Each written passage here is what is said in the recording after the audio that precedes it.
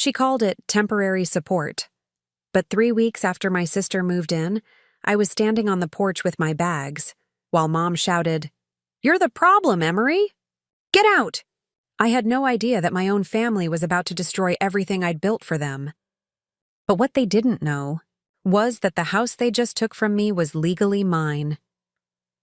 Before we go on, don't forget to hit subscribe, drop a like, and share this story if you've ever been underestimated by your own family. You're about to love what happens next. I still remember that night. The house I helped pay for felt suddenly cold, filled with my sister Kayla's fake sweetness and Mom's blind love for her. Kayla had moved back after her breakup, claiming she needed support. But within days, she was taking my room, changing the Wi-Fi password, and whispering to Mom whenever I walked by. "Emery's been acting distant lately," she said one morning, loud enough for me to hear. Mom sighed. "I think he's jealous, Kayla. You've always been more responsible." I froze mid-step. Responsible?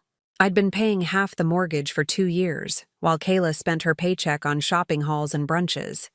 The tension grew thicker each day. I'd come home from my double shift and find them laughing in the living room, acting like I didn't exist. My mug disappeared from the kitchen. My laundry got accidentally thrown out. Then one evening, Mom called a family meeting. I sat across from them at the table I'd bought with my first bonus. Mom folded her hands like she was about to announce a death sentence. "Emery," she said softly, "things have been tense lately. I think it's best if you move out for a while." I blinked. "Move out? From my house?" Kayla smirked. "Mom's name is on the mortgage too, remember? You can't just act like you own everything." That's when it hit me. They had no clue what I'd done months ago. No clue that when Mom's credit had tanked, I'd quietly refinanced everything under my name. I'd stayed silent to keep peace, but now, they were throwing me out of the home I'd saved for years to protect. As I packed my last box, Kayla leaned on the doorframe with a fake smile. "Don't worry, Emery, I'll take good care of our house." I forced a smile back. "Oh, I'm counting on it." Because little did they know, their fresh start was about to turn into the biggest shock of their lives. The first night away from that house, I slept in my car, the same car I'd bought after working overtime for months while Kayla was out partying every weekend. The irony? That car's registration still had the same address they just kicked me out of. I stared at it under the streetlight, my chest burning. They thought they'd won, but I wasn't done. Not even close. I spent the next few days crashing at a friend's place, working extra shifts at the repair shop. I didn't say a word to my family. Silence was my weapon. While they celebrated getting rid of the problem, I quietly gathered every document I'd kept safe, the refinance papers, proof of ownership, every single bill I'd paid on my own. The more I read, the angrier I got. They had thrown me out of my house. 3 weeks later, I got a message from Mom. "Emery," the bank called. "Something about the mortgage? Can you explain this?" I smirked. Of course they were confused. Since I'd refinanced, every payment went directly from my account. And guess what? I'd canceled autopay right after they kicked me out. The house they were living in rent-free was now unpaid. A few days later, I drove by quietly. The yard was overgrown, the mailbox stuffed with letters marked urgent. I could almost hear Kayla inside, yelling at Mom about why the bank kept calling. I didn't feel pity, not even a drop. Then the call came. "Emery, please," Mom said, her voice shaky. "We didn't know. The payments are overdue. We could lose the house." I paused for a long moment. "The house you kicked me out of?" I asked calmly. She stuttered. "We made a mistake. You can move back if... I cut her off. "You kicked me out so Kayla could move in. You wanted to play happy family? Then deal with the bills too." That silence on the phone, it was pure satisfaction. But I wasn't done teaching them, because I had something bigger planned, something that would make sure they'd never call me the problem again. A week later, I was at work tightening bolts under a truck when my phone buzzed again. It was Kayla this time. "Emery, you have to help us." Her voice trembled.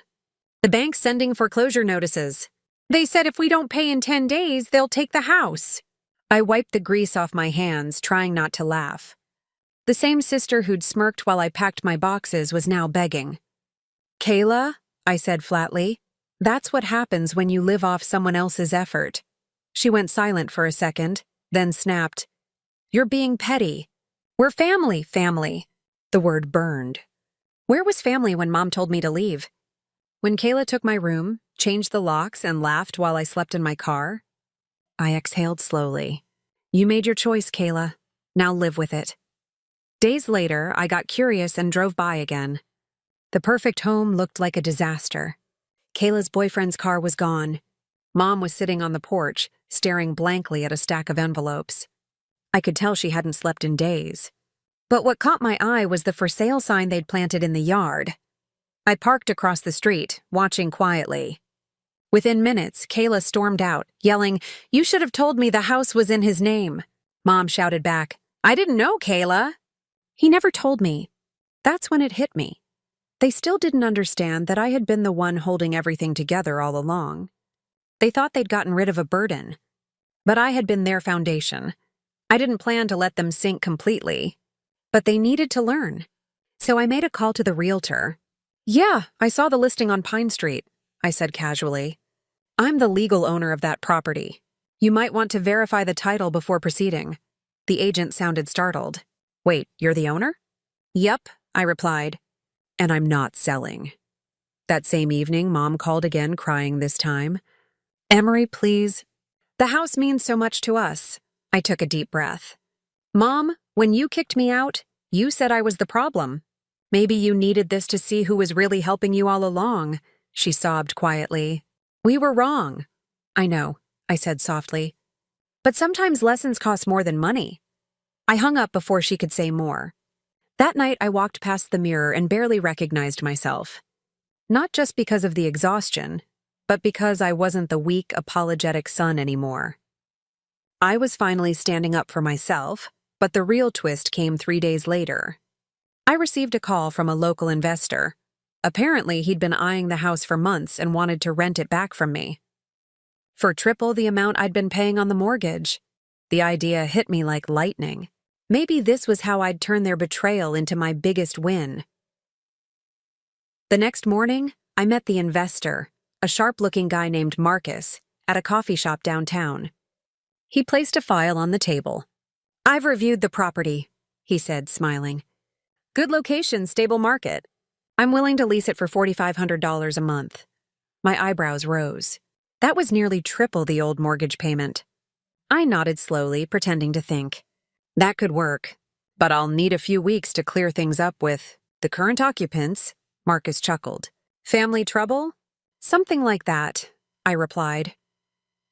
2 days later, I showed up at the house with a manila envelope in my hand. The front yard looked worse than ever. Weeds everywhere. Kayla's car half parked on the grass. Trash bins overflowing. Mom opened the door with swollen eyes. "Emery, what are you doing here?" "I came to talk," I said simply. Kayla appeared behind her, arms crossed. "Here to brag, huh? You think we don't know you've been waiting to see us fail?" I ignored her and handed Mom the envelope. "This is the official notice. You have 10 days to vacate the property. The new leaseholder will take over after that." Kayla's face drained of color. "Leaseholder? What are you talking about?" I met her eyes. "Someone's renting the house from me. You didn't think I'd let this place rot, did you?" Mom's hands trembled as she opened the envelope. You're really kicking us out?" I sighed, holding back the mix of pain and satisfaction boiling inside me. "You kicked me out, remember? I just learned from the best," Kayla exploded.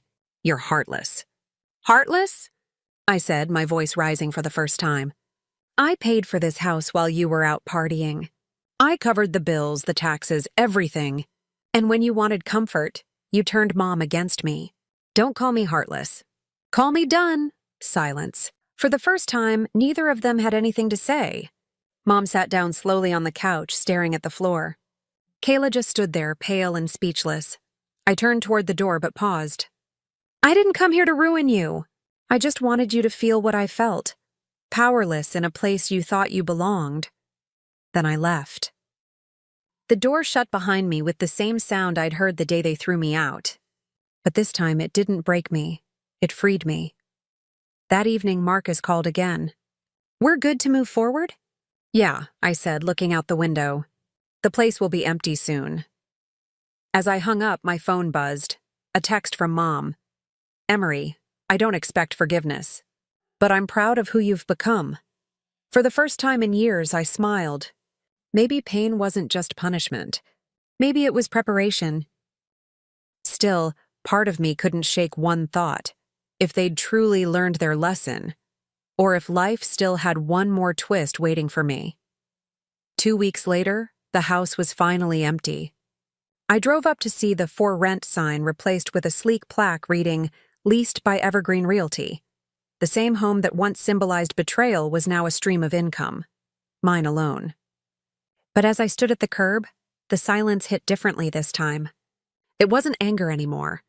It was closure. Marcus met me in the driveway, shaking my hand. Everything went through smoothly. "First payment's already transferred." "Good," I said, feeling that strange blend of relief and justice. "Take care of the place. It deserves better energy." A week later, I got a message from Kayla. It was short. "We found a small apartment. I'm working 2 jobs now. I get it, Emery, I really do." I stared at the text for a while. No excuses, no attitude, just quiet acceptance. For the first time, her words didn't make me angry. I just felt peace. I replied, "Good, learn from it." "I did too." Then came Mom's call. Her voice was softer, older somehow. "I drove past the house today," she said. "It looks beautiful." "You did well." "I had to, Mom," I said quietly. "You taught me that nothing is guaranteed." "I just never thought I'd learn that lesson from you." She sighed. "We all make mistakes, Emery. I lost my home, but I also lost your trust. That hurts more." For a second, the silence between us carried all those years. The sacrifices, the arguments, the unspoken love buried under pride. "I forgive you," I finally said. "But I won't go back." After the call, I sat in my car and watched the sunset over the street that once made me feel worthless. Now it made me feel powerful. The boy who'd been thrown out had become the man no one could control. The house wasn't just a property anymore. It was proof that rising in silence is the loudest revenge. A few months later, I used the extra income to open my own small repair business. It started with just me and an old toolbox.